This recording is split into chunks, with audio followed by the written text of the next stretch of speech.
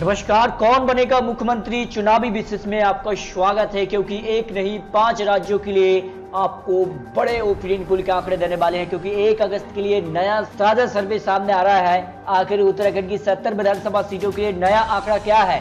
गोवा की 40, मणिपुर की 60, पंजाब की 117, उत्तर प्रदेश की सबसे ज्यादा 403 सीटों के लिए नए आंकड़े क्या कहते हैं?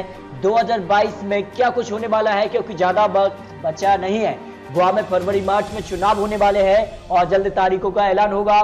फरवरी मार्च मणिपुर, और यहाँ पर बात करें तो फरवरी मार्च में ही पंजाब, इसके अलावा उत्तर प्रदेश और उत्तराखंड में, यानी 5 राज्यों के लिए फरवरी मार्च 2022 में चुनाव होने वाले हैं। और इन राज्यों की अगर बात करें तो काफी कुछ हलचल यहाँ पर देखने को मिल रही है, जिसमें सबसे ज्यादा उत्तराखंड और पंजाब में इस वक्त हलचल दिखाई दे रही है। उत्तराखंड को लेकर बीजेपी अपने मुख्यमंत्री बदल रही है, तो पंजाब में अमरिंदर सिंह और नवजोत सिंह सिद्धू के बीच सब कुछ ठीक ठाक नजर नहीं आ रहा। लेकिन आम आदमी पार्टी ने पंजाब में एंट्री मार दी है। 300 यूनिट बिजली फ्री का ऐलान आम आदमी पार्टी कर चुकी है। इसके अलावा आम आदमी पार्टी किसानों के साथ खुलकर खड़ी हो चुकी है। यानी पंजाब और यहाँ पर उत्तराखंड, उत्तर प्रदेश, मणिपुर, गोवा के लिए क्या कुछ आंकड़े निकल कर आ रहे हैं। सबसे पहले बात करते हैं उत्तर प्रदेश की 403 सीटों के लिए। पूर्वी यूपी, पश्चिमी यूपी, मध्य यूपी, बुंदेलखंड के लिए क्या कुछ आंकड़े हैं, क्योंकि यहाँ के आंकड़े भी सामने आ चुके हैं। आपको यहाँ पर जो क्षेत्रवार आंकड़े हैं, रीजन जो बांटे गए हैं, उन रीजन के आंकड़े, और अंत में आपको 403 सीटों का यहाँ पर सटीक ओपिनियन पोल के आंकड़े भी देने वाले हैं। सबसे बात करते हैं पूर्वी यूपी के लिए बीजेपी को 70 से 72 सीटें जाने की संभावना है, जबकि बात करें तो समाजवादी पार्टी को 72 से 74 सीटें, यानी समाजवादी पार्टी यहाँ पर बीजेपी को कड़ी टक्कर देती नजर आ रही है। यानी पंचायत चुनाव के आंकड़े उत्तर प्रदेश विधानसभा चुनाव 2022 में देखने को मिल सकते हैं। बीएसपी को 13 से 15, जबकि कांग्रेस को यहाँ पर सिर्फ 3 से 5 सीटों पर, जबकि आम आदमी पार्टी का यहाँ पर खाता नहीं खुल रहा है। अन्य के खाते में 4 से 6 सीटें जाने की संभावना है।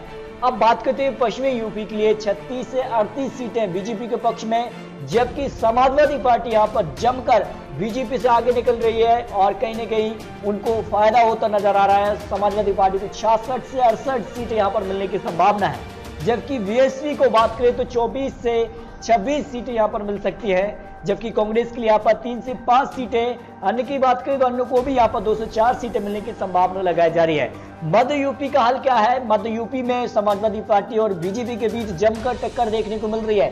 33 से 35 सीटें बीजेपी को, तो समाजवादी पार्टी को भी 32 से 34 सीटें मिलने की संभावना। नए आंकड़े जो कि 1 अगस्त को जारी हुए हैं वो आंकड़े आपको दिखा रहे हैं। जबकि बीएसपी को बात करें तो 4 से 6 सीटें, कांग्रेस को 6 से 8, अन्य के खाते में 1 से 3 सीटें जाने की संभावना मध्य यूपी में लगाई जा रही है। बुंदेलखंड का हाल क्या है? बुंदेलखंड काफी महत्वपूर्ण क्षेत्र माना जाता है और यहाँ के आंकड़े कहते हैं बीजेपी को सिर्फ 4 से 6 सीट ही मिलती नजर आ रही हैं और समाजवादी पार्टी को यहाँ पर 8 से 10 सीटें, जबकि बीएसपी को 3 से 5 और कांग्रेस को 0 से 2 सीटें जाने की संभावना लगाई जा रही है।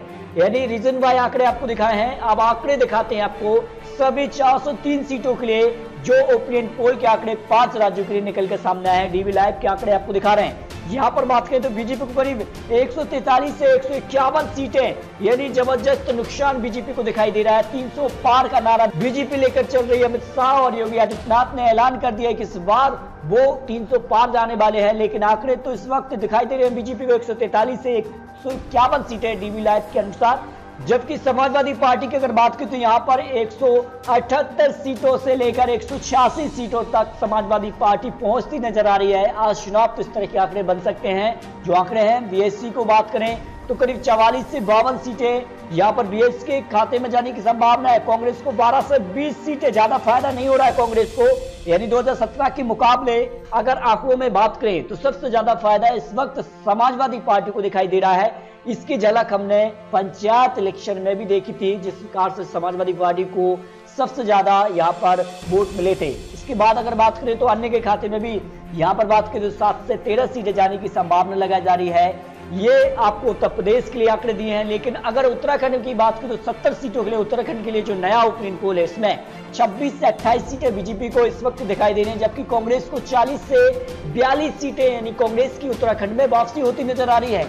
1 से 3 सीटें अन्य के खाते में भी। गोवा की 40 सीटों के लिए हाल देखें तो बीजेपी को यहाँ पर भी बड़ा नुकसान है, 11 से 13 सीटें, और यहाँ पर कांग्रेस को 21 से 23 सीटें दिखाई दे रही हैं और अन्य के खाते में अगर बात करें तो 5 से 7 सीटें, जबकि मणिपुर की 60 सीटों के लिए आंकड़े हैं बीजेपी को 33 से 35 सीटें और कांग्रेस को 20 से 22, अन्य के खाते में 4 से 6 सीटें जाने की संभावना लगाई जा रही है।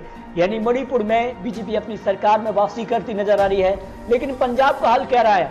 पंजाब का हाल बेहद यहाँ पर असर डाल रहा है और अकाली दल यहाँ पर फायदा उठाती नजर आ रही है। कांग्रेस में जो अंदरूनी कलह नजर आ रही है, इसका फायदा जो यहाँ पर शिरोमणि अकाली दल है वो उठा रही है, जिस कार से यहाँ पर शिरोमणि अकाली दल बीजेपी का यहाँ पर जमकर विरोध किया था। जो यहाँ पर 3 कानून बिल्कुल एक है, जिस कार से यहाँ पर उनके यहाँ पर जो मंत्री थे उन्होंने इस्तीफा दिया था और जमकर यहाँ पर जो आंदोलन था उसमें साथ देखे थे शिरोमणि अकाली दल, और इसका फायदा अब उनको इस चुनाव में दिखाई दे रहा है। जबकि आम आदमी पार्टी को 10 से 12 सीट ही मिलने की संभावना लगाई जा रही है।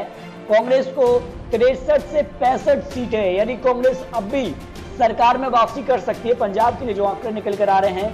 लेकिन शिरोमणि अकाली दल जमकर उनको टक्कर दे रही है। 38 से 40 सीटें अगर शिरोमणि अकाली दल और आम आदमी पार्टी साथ आ जाते हैं तो फिर पंजाब में कांग्रेस सरकार यहाँ पर खतरे में दिखाई दे सकती है। जबकि बीजेपी का खाता नहीं खुल रहा है। अन्य की बात करें तो 1 से 3 सीटें यहाँ पर आ सकती हैं। यानी ये 5 राज्यों के लिए आपको ओपिनियन पोल के आंकड़े जारी, जो नए आंकड़े ताजा आंकड़े हैं उस हिसाब से दिखाई दे रहे हैं। इसमें जमकर नुकसान बीजेपी को आज चुनाव तो इन राज्यों में हो सकता है जो आंकड़े निकल कर आए।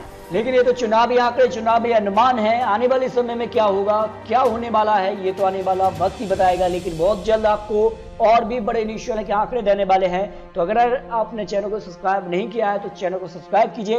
और आपको क्या लगता है इन 5 राज्यों में किसकी बनने वाली सरकार, इस पर अपनी राय कमेंट बॉक्स में रखिए।